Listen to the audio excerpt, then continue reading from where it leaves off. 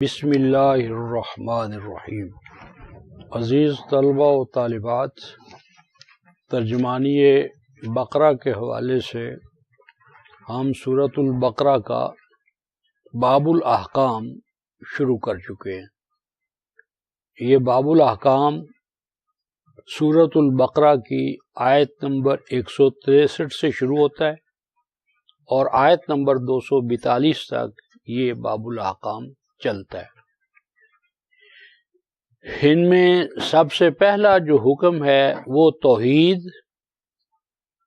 ہے، لیکن توحید کو حکم کے طور پر بیان نہیں کیا گیا، یعنی یہ نہیں فرمایا گیا کہ تم اللہ کی توحید کا اقرار کرو، اللہ کی توحید کو تسلیم کرو، بلکہ ایک امر واقعہ کے طور پر بیان فرمایا گیا ہے کہ کائنات میں الہ واحد کے بعد وہ علاوہ کوئی اور ذات ہے ہی نہیں جس میں الوہیت کی صفات پائی جاتی ہوں۔ تو پہلے الوہیت اور اس کے اثبات کے دلائل، یعنی توحید اور اثبات توحید، پھر مقابلے میں شرک اور اس کا رد، اور شرک کے انسانی ذات پر جو برے اثرات مرتب ہوتے ہیں، انسانی سوسائٹی پر جو برے اثرات مرتب ہوتے ہیں، ان کا بیان ہے۔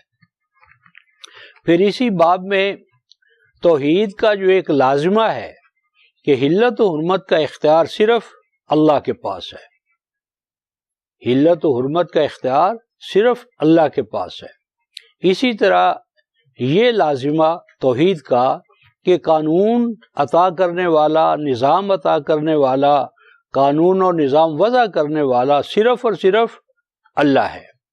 اللہ کے علاوہ کسی اور کو شارع ماننا یہ بھی شرک ہے، یعنی توحید کا لازمہ یہ ہے کہ اسے شریعت عطا کرنے والا، نظام عطا کرنے والا، قانون عطا کرنے والا مانا جائے۔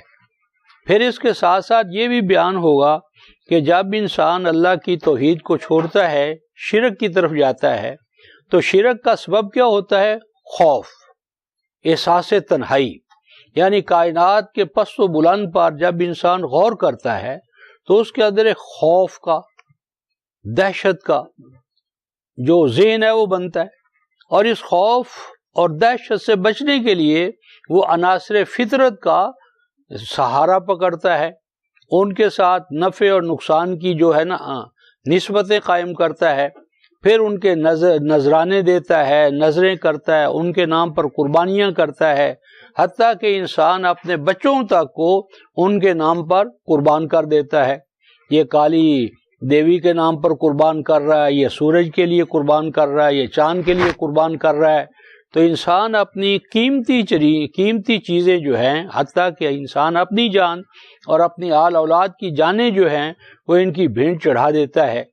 تو یہ تمام پھر اسی طرح اندھی تقلید جو ہے وہ شرک کا لازمہ ہے، اور توحید کا لازمہ کیا ہے؟ علی وجہ البصیرت، اللہ تبارک و تعالیٰ کے قوانین کو، نظام کو ماننا، اور اس کائنات کے اندر جو کچھ انسان کے لیے پیدا کیا گیا ہے اسے اپنے لیے مسخر سمجھنا، اس سے فائدہ اٹھانا، نہ کہ ان کی عبادت کرنا، ان کی تعظیم بجا لانا، ان کا ڈنڈوت بجا لانا۔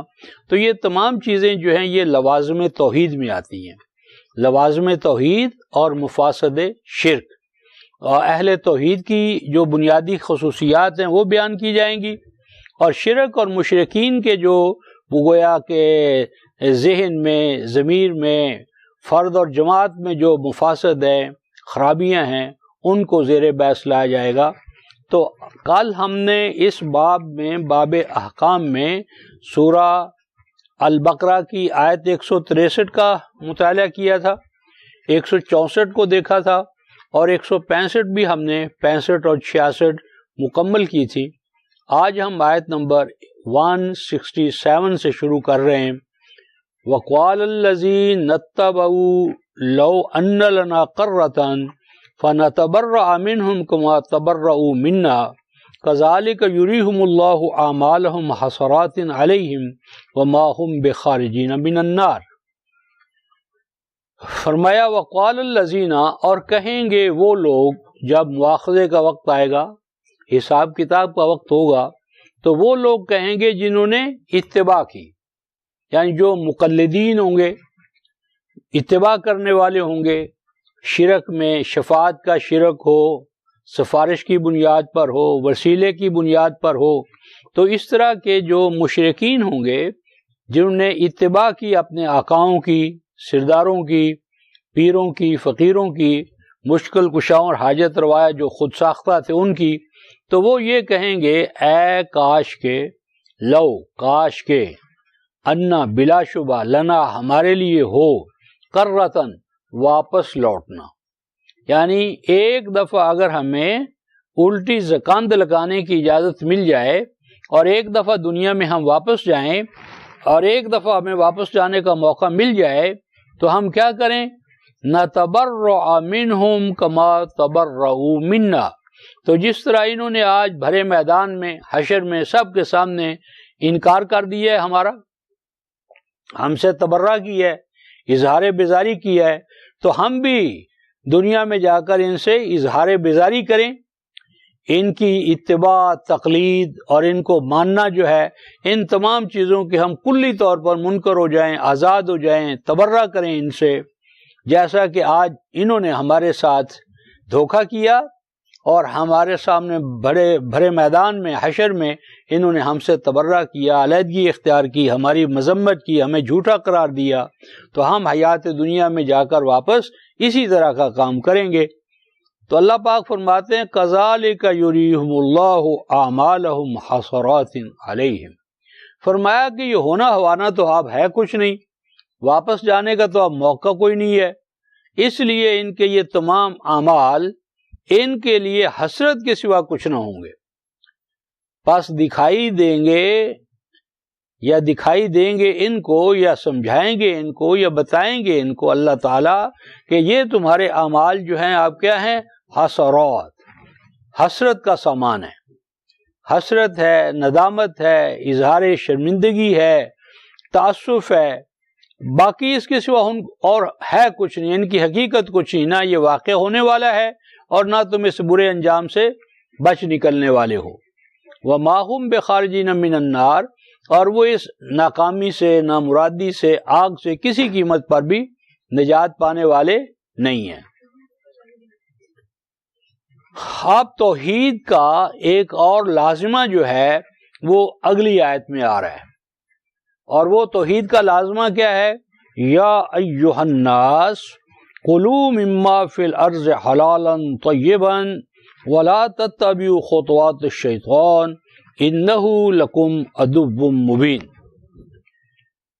عزیز طلبہ، یہ جو یا ایھا الناس کا خطاب ہے یہ سورہ البقرہ میں اب دوسری دفعہ آ رہا ہے۔ اس سے پہلے یہ خطاب آیا تھا سورہ البقرہ کی آیت نمبر 21 میں۔ 21 آیت میں الناس کو خطاب تھا، اور دعوت کس چیز کی تھی؟ یا ایھا الناس اعبدوا ربکم الذی خلقکم والذین من قبلکم لعلکم تتقون۔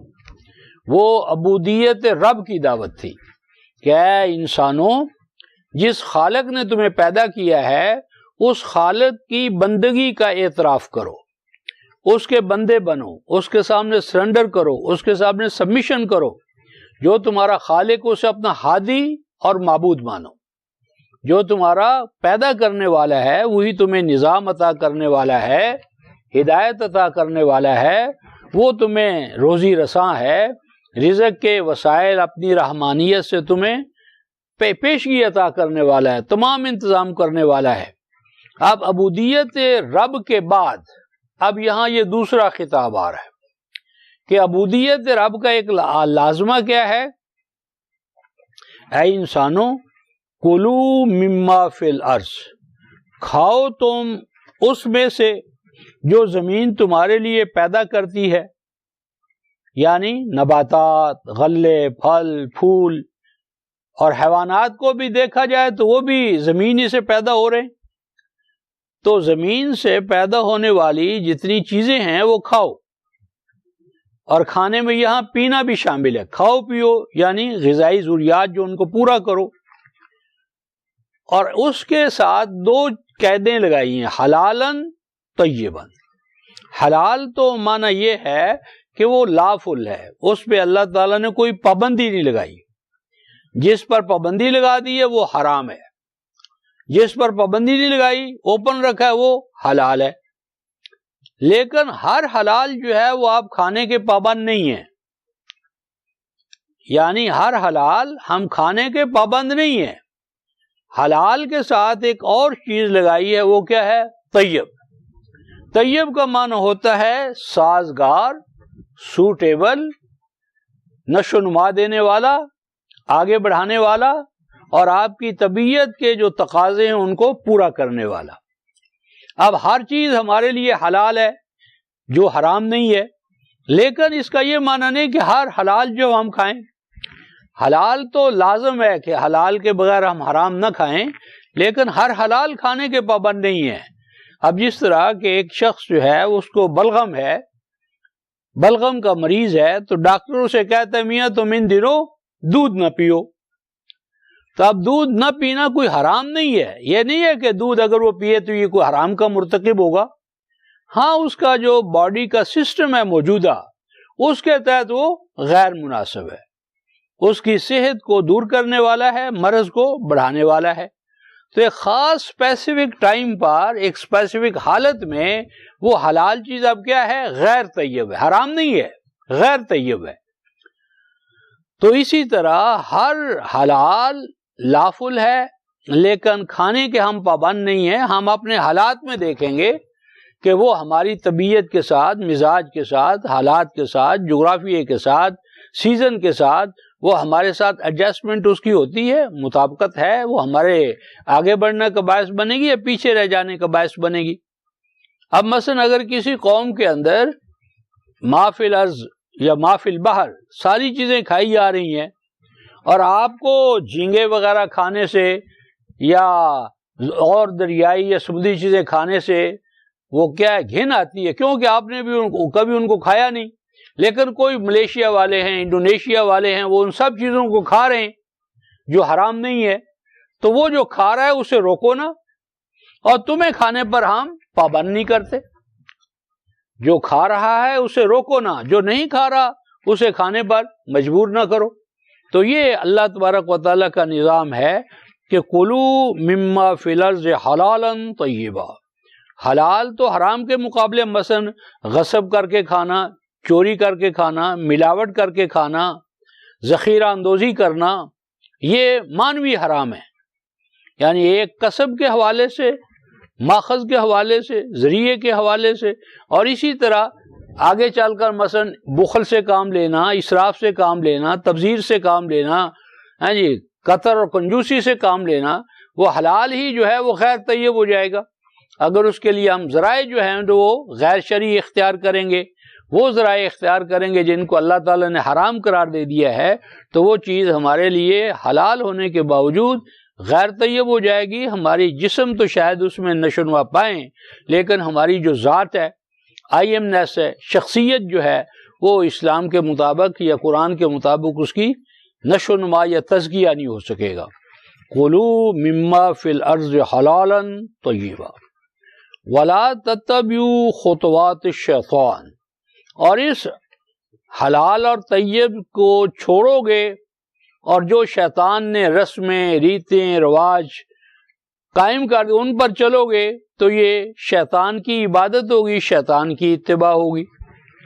شیطان کی اتباع اور اطاعت کیا ہے؟ امر الہی کو چھوڑ کر خواہش نفس کو ماننا، باپ دادا کی تقلید کرنا، اکابر کی تقلید کرنا، سادات کی تقلید کرنا، یہ تمام چیزیں کیا ہیں؟ خطوات الشیطان، شیطان کی رسمیں، چالیں، طور طریقے، نشان ہائے پا، ان کے پیچھے نہیں چلنا، ان کی اتباع نہیں کرنا. انہو لکم عدو مبین، بلا شبہ وہ شیطان کلیئر کٹ واضح طور پر تمہارا دشمن ہے. آگے ارشاد فرمایا کہ انما یامرکم بالسوء والفحشاء وان تقولوا علی اللہ ما لا تعلمون. بلا شبہ وہ جو شیطان ہے، ابلیس ہے، وہ تمہیں حکم دیتا ہے، تجویز کرتا ہے مشورہ دیتا ہے. امر کے اندر مشورہ بھی آ گیا، تعلیم بھی آ گئی، حکم بھی آ گیا، رسم رواج بھی آ گیا. تو یہ تمام جو شیطانی طاقتیں ہیں وہ تمہیں مشورہ دیتی ہیں، حکم دیتی ہیں، نظام وضع کرتی ہیں.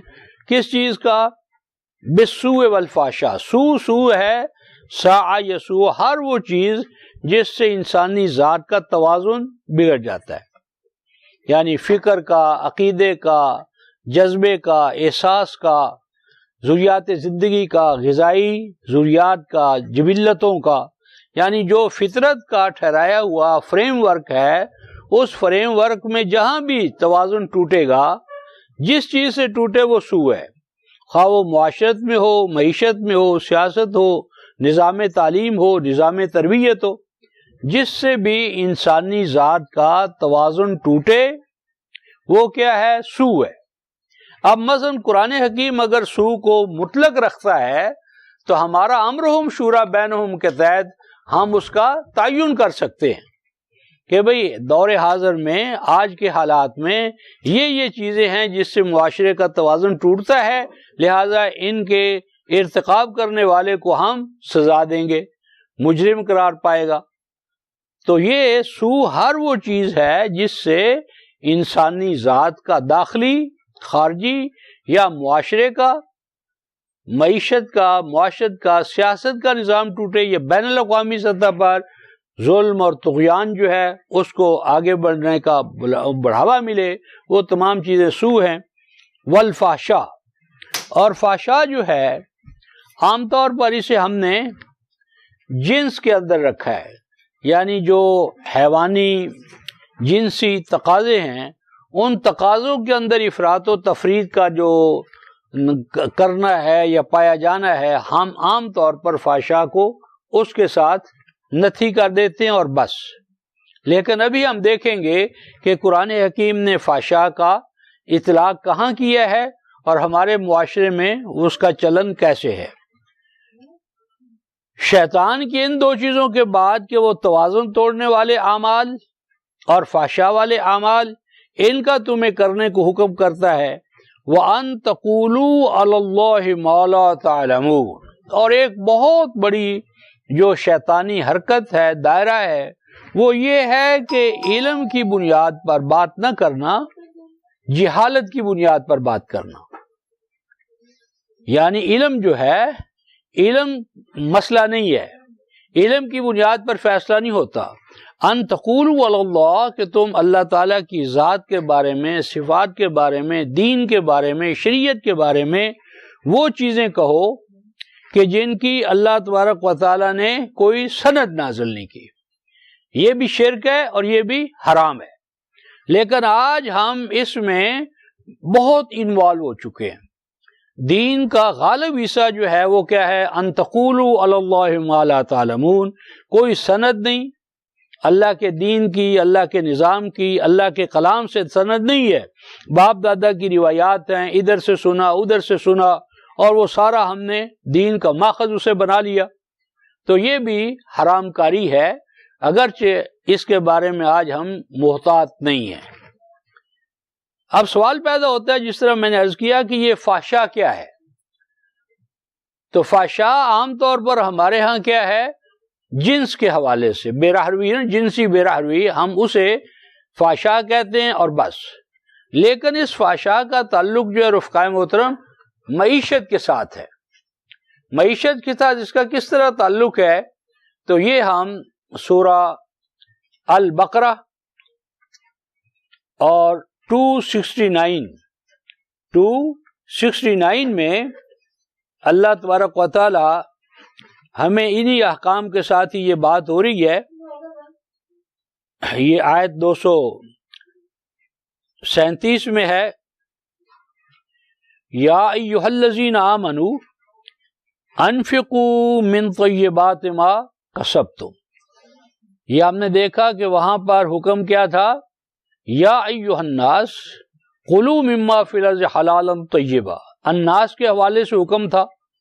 اب الناس سے آگے بڑھ کر ایمان والوں کو حکم ہو رہا ہے. یا ایھا الذین آمنوا، اے ایمان والو، انفقوا من طیبات ما کسبتم، وہاں تھا کہ جو زمین سے نکلے اس میں سے حلال اور طیب کو کھاؤ۔ اب یہاں حکم ہو رہا ہے کہ اے ایمان والو، جو تم کسب کرو، نوکری کرو، ملازمت کرو، تمہیں سالانہ، ماہانہ، یومیہ مشاہرہ ملے، جو تمہارا کسب ہے وہ یومی ہو، ہفتہ وار ہو، مہینے کا ہو، سالانہ ہو، جو کسب بھی تم کرو اس میں سے طیب چیزیں جو ہیں وہ دوسروں کی نشو و نما کے لیے کھلا رکھو۔ انفقوا من طیبات ما کسبتم، جو تم کسب کرو، جو کماؤ، یعنی مومن وہ ہے جو ہر اپنے کسب کو اپنی ملکیت نہیں کہتا، وہ جانتا ہے کہ کسب کرنا تو میرا کام ہے، فریضہ ہے، لیکن کسب کر لینے کے بعد کل جو میرے ہاتھ میں آ جائے گا میں اس کا مالک نہیں ہوں، میں اتنے کا مالک ہوں جس سے میری ضروریات پوری ہو جائیں، اور ضروریات سے جو زائد ہوگا، جسے عفو قرآن نے کہا یسألونک ماذا ينفقون قل العفو، تو عفو جو ہے اس کا وہ مالک نہیں سمجھتا اپنے آپ کو، وہ سمجھتا یہ ریاست کا ہے، بیت المال کا ہے، یہ میرے بھائی بندوں کا ہے، یہ دوسروں کی نشو و نما کے لیے مجھے اسے کھلا رکھنا چاہیے۔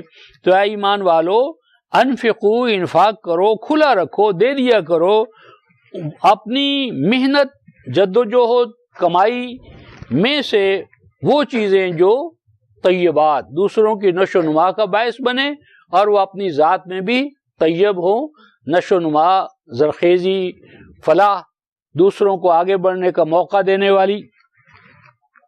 وَمِمَّا أَخْرَجْنَا لَكُم مِّنَ الْأَرْضِ، اور اپنا کسب کے ساتھ ساتھ جو زمین میں سے جو نباتات، غلہ جات ہیں، پھل ہیں، پھول ہیں، سبزیاں ہیں، اناج ہے، ان میں سے بھی اپنے بھائی بندوں کی نشو و نما کے لیے ان کو کھلا رکھو۔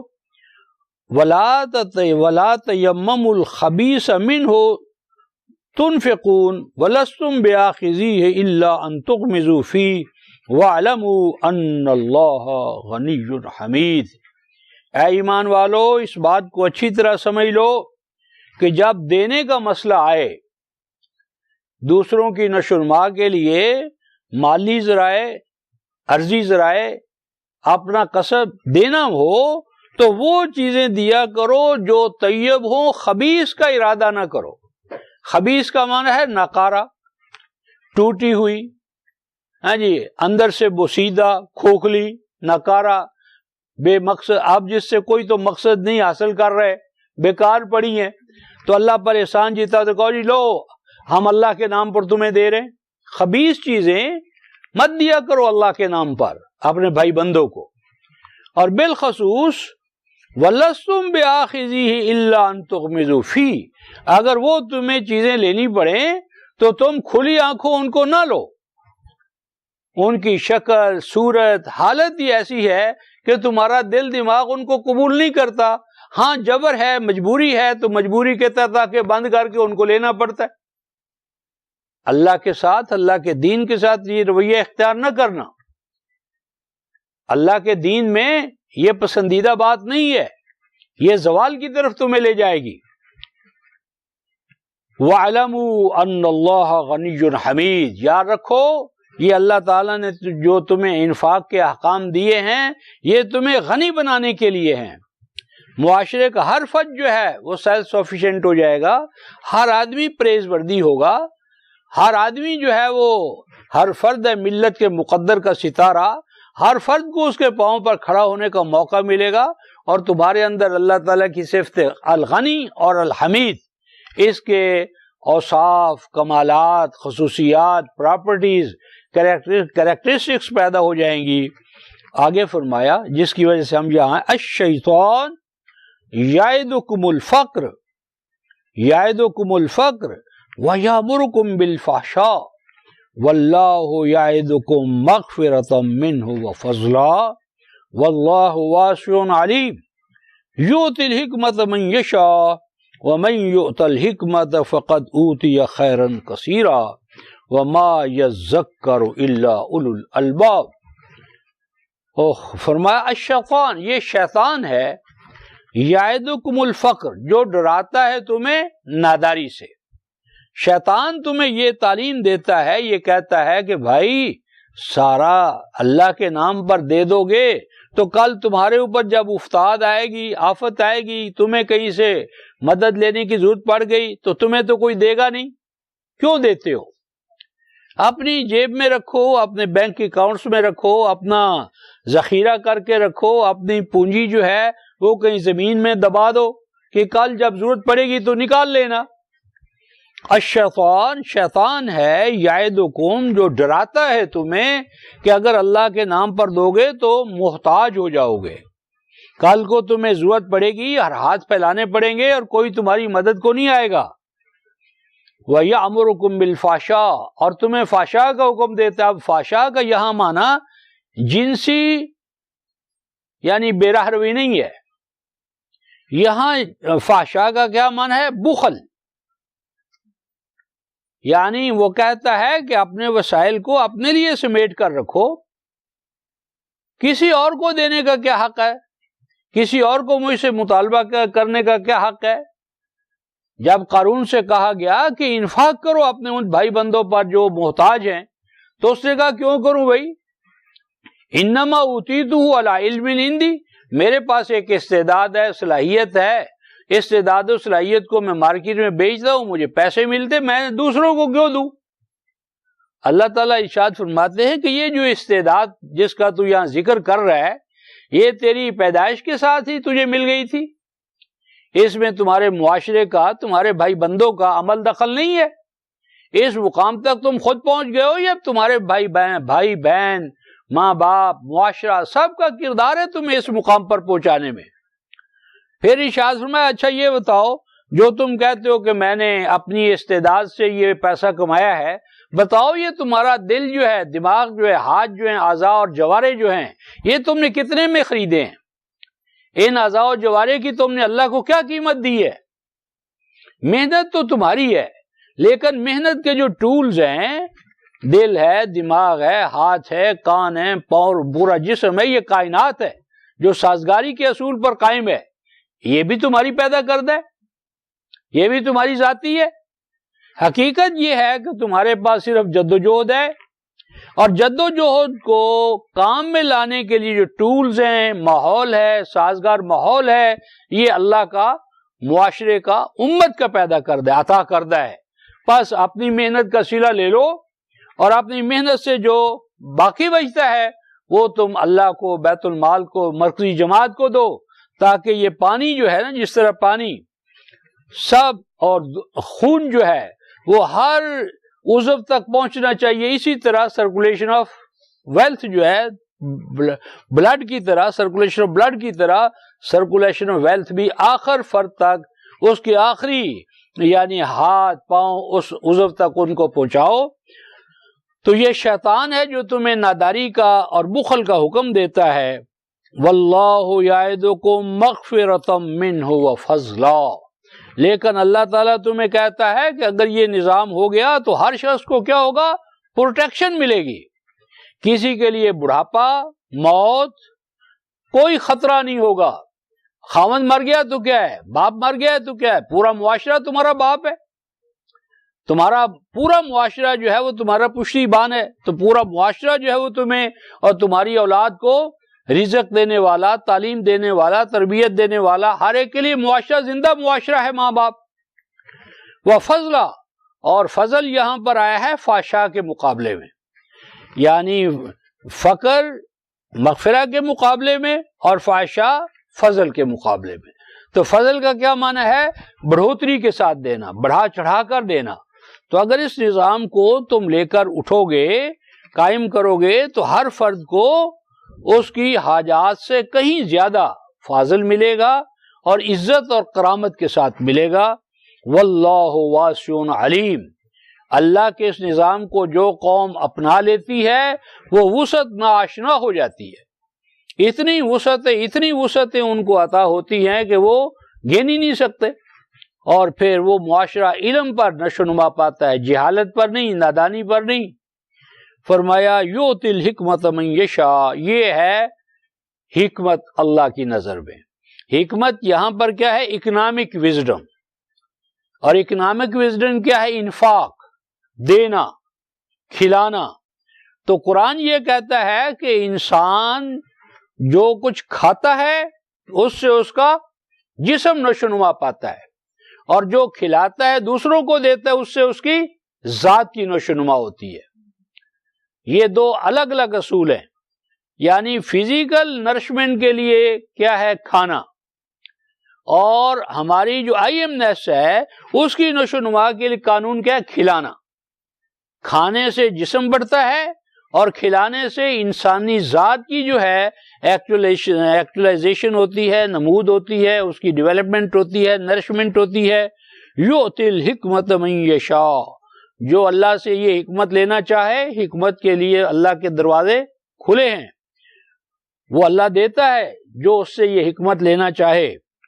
وَمَا يَذَّكَّرُ إِلَّا أُولُو الْأَلْبَابِ، اور جس کو یہ اکنامک قرآنک وزڈم مل گئی، فَقَدْ أُوتِيَ خَيْرًا كَثِيرًا، وہ نہال ہو گیا.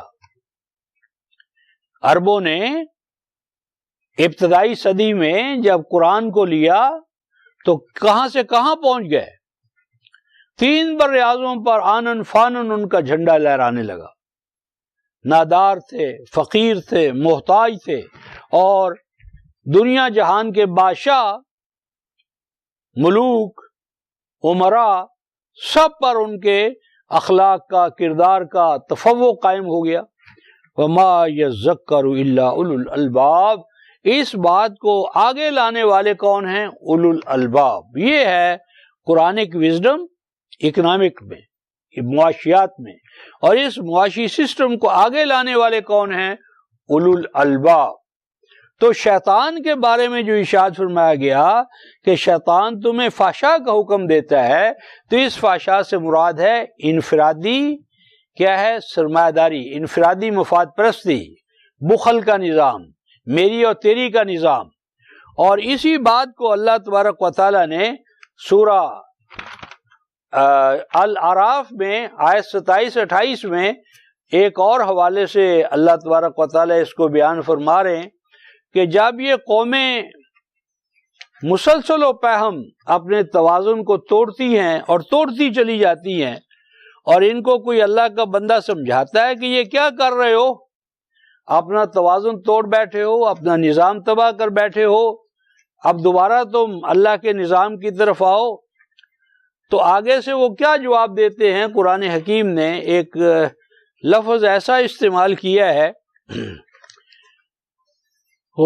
سورہ الاعراف اور آیت نمبر 28 میں ہے کہ اوپر وہی شیاطین کا ذکر ہے. اِنَّا جَعَلْنَا الشَّيَاطِينَ أَوْلِيَاءَ لِلَّذِينَ لَا يُؤْمِنُونَ وَإِذَا فَعَلُوا فَاحِشَةً قَالُوا وَجَدْنَا عَلَيْهَا آبَاءَنَا وَاللَّهُ أَمَرَنَا بِهَا قُلْ إِنَّ اللَّهَ لَا يَأْمُرُ بِالْفَحْشَاءِ أَتَقُولُونَ عَلَى اللَّهِ مَا لَا تَعْلَمُونَ.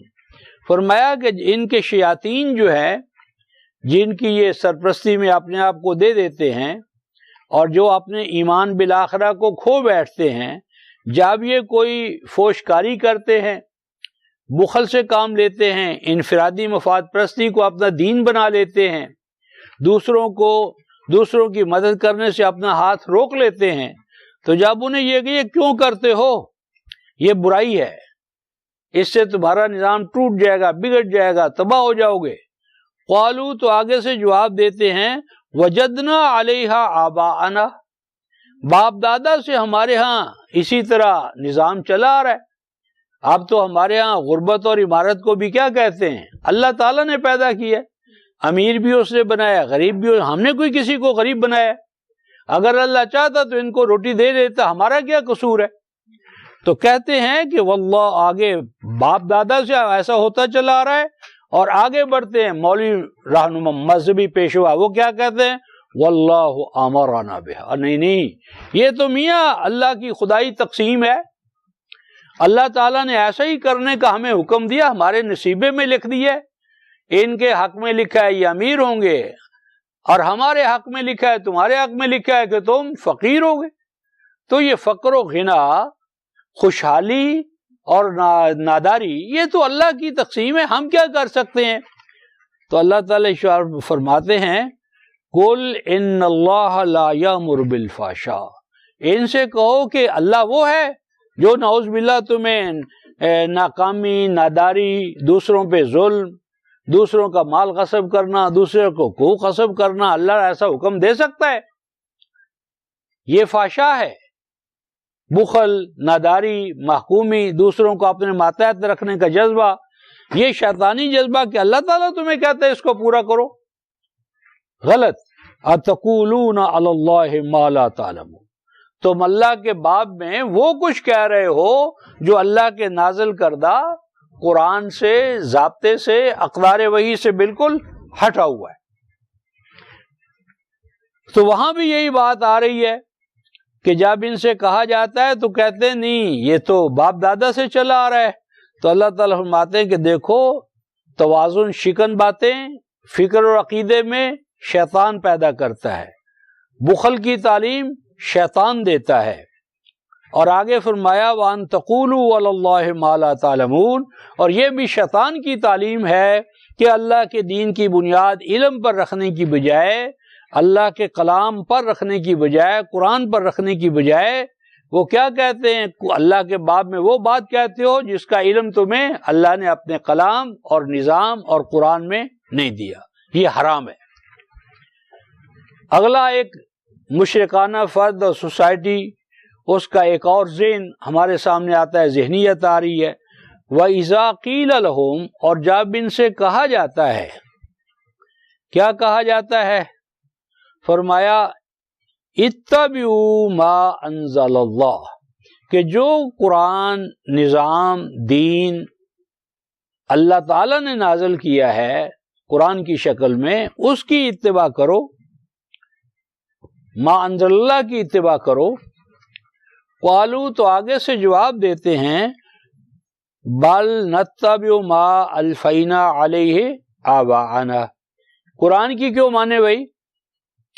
ہم تو اسی کی اتباع کریں گے، وہی مانیں گے جس پر ہم نے آباء و اجداد کو پایا ہے، جس پہ ہمیں باپ دادا سے الفت لگی ہے۔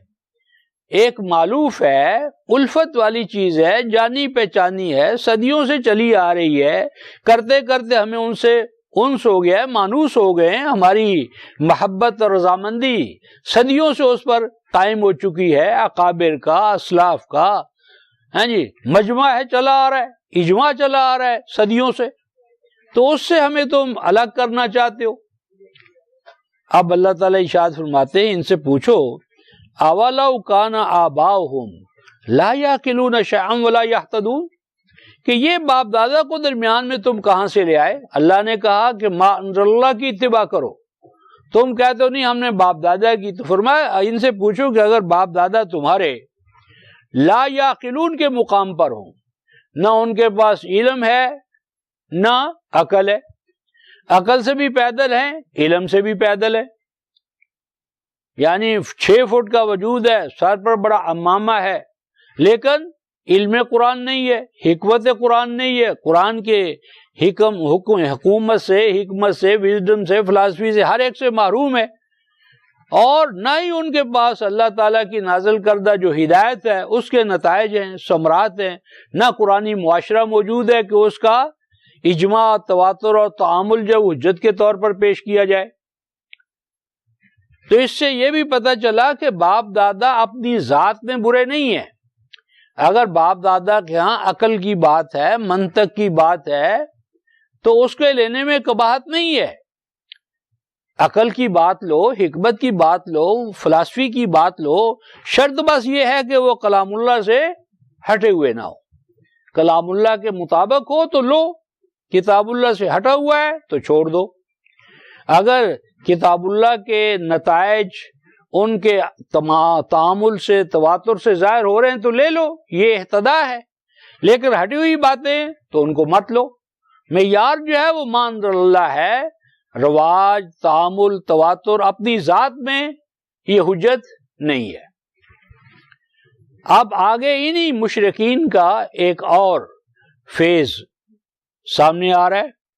مثل الذین کفروا ان لوگوں کی مثال کفر یعنی ناشکرا پن، کتاب اللہ کو نہ ماننا، کتاب اللہ کی جگہ پر اور چیزوں کو لے آنا، کتاب اللہ کے ہم پلہ، باپ دادا کی روایات کو، قصے کہانیوں کو یا شیطانی خطوات کو قرار دینا، یہ تمام کفر ہے۔ کفر یہاں مراد انکار کے معنی میں نہیں کہ اللہ ہی کو نہیں مانتے، یعنی اللہ تعالیٰ کے نظام کو، آیات کو، قرآنی نظام کو نہ ماننا، نہ شکری کرنا، نہ قدری کرنا، یہ بھی کفر ہے۔ تو ان ناشکروں کی مثال یعنی جو شرک میں مبتلا ہے، ان کی مثال کیا ہے؟ کمثل الذی ینعق بما لا یسمع الا دعاء ونداء، ان کی مثال اس انسان کی طرح ہے جو کیا کرتا ہے؟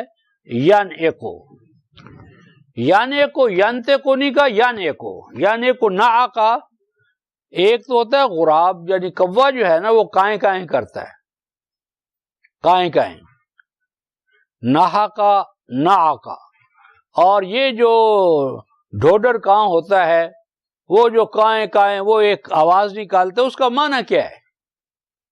اور دوسرا ہوتا ہے یہ جو چرواہا ہے نا، مثلا اگر ہمارے ہاں تو وہ ماحول نہیں ہے، دیہات میں یہ تھا کہ صبح چرواہا جو ہے وہ واڑے سے یا باڑے سے، حزیرہ سے وہ بھیڑ بکریاں نکالتا ہے نا تو ایک آواز نکالتا ہے، وہ آواز نکالتا ہے اور وہ بھیڑ بکریاں اس آواز کو سنتی ہیں تو چلنا شروع ہو جاتی ہیں، اگلی بھیڑ کو دیکھ کر پچھلی بھیڑ چل رہی ہے۔ اب اگر ہم چرواہے سے پوچھیں کہ یہ جو تو آوازیں نکال رہا ہے، ان آوازوں کے مطابق یہ بھیڑ بکریاں کیوں چلتی ہیں، تو کیوں کا اس کے پاس جواب نہیں ہے۔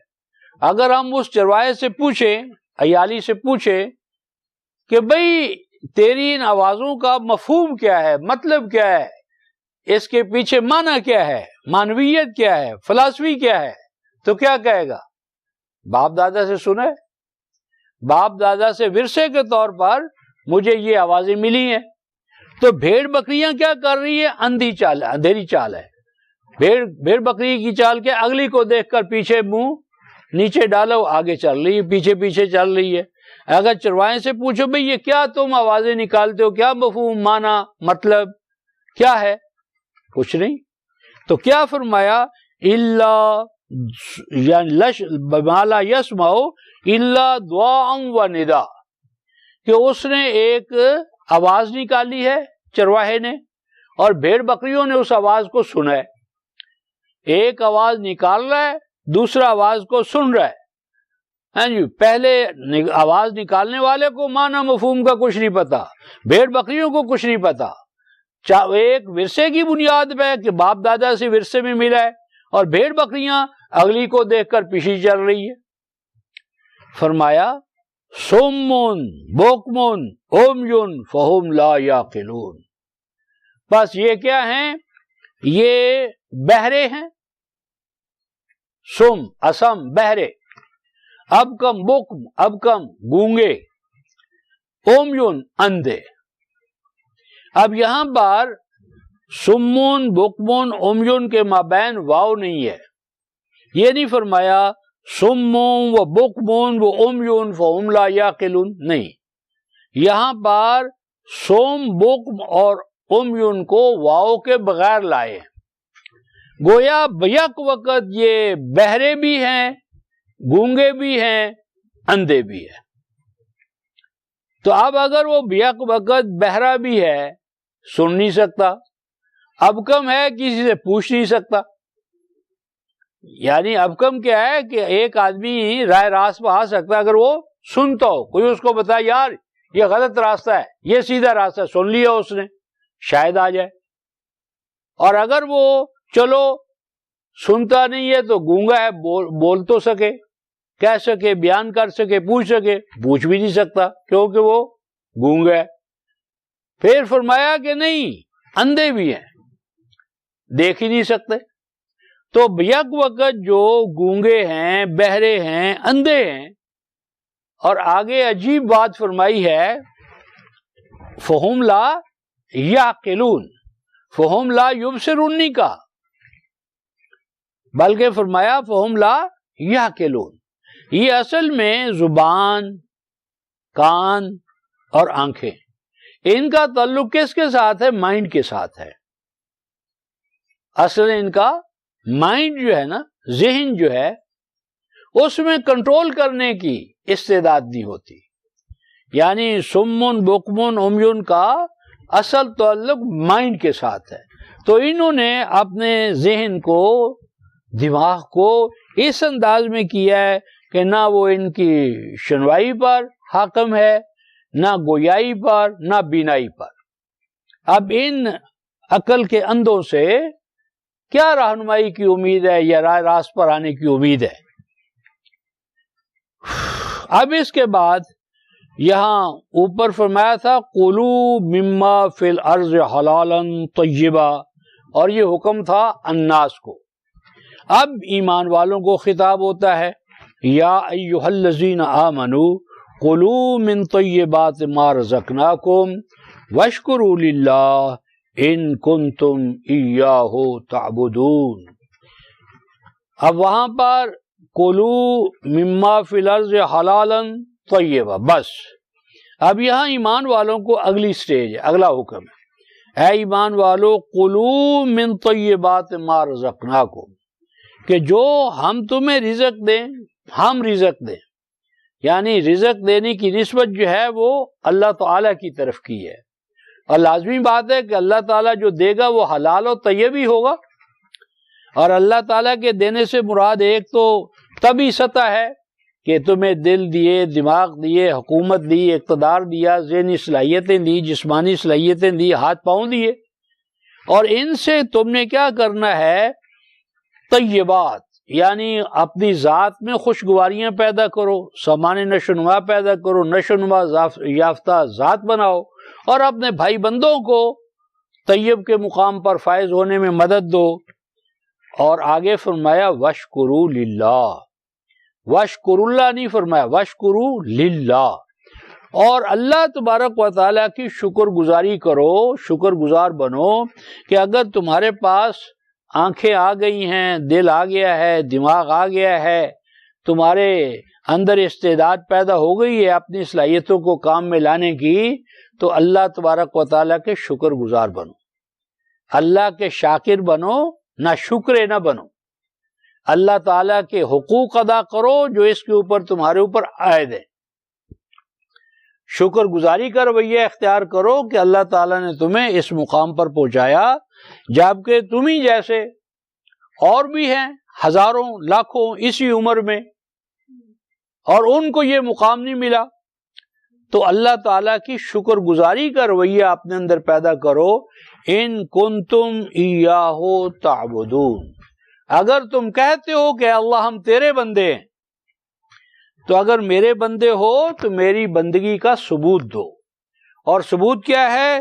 اللہ تعالیٰ نے جو صلاحیتیں جسم و جان یا مقام اور منصب عطا کیا ہے، اس میں اپنی ضروریات پوری کر لو، اور اپنی ضروریات سے جو فاضل ہے وہ اپنے بھائی بندوں کو دو، مرکز کو دو، بیت المال کو دو، تاکہ جو پیچھے رہ گئے ہیں ان کو اس قافلے میں آگے لایا جائے، ہاں جی، اور سب ایک ٹیم کے طور پر نوع انسانی کی خدمت اور شہداء علی الناس کا جو ایمانی ڈیوٹی ہے امامت پر فائز ہونے کے بعد، اس کو تم بحسن انداز پورا کر سکو۔ اور اب اسی طرح اوپر فرمایا تھا طیبات کھاؤ، اور غیر طیب جو ہیں ان سے اجتناب کرو، بچو۔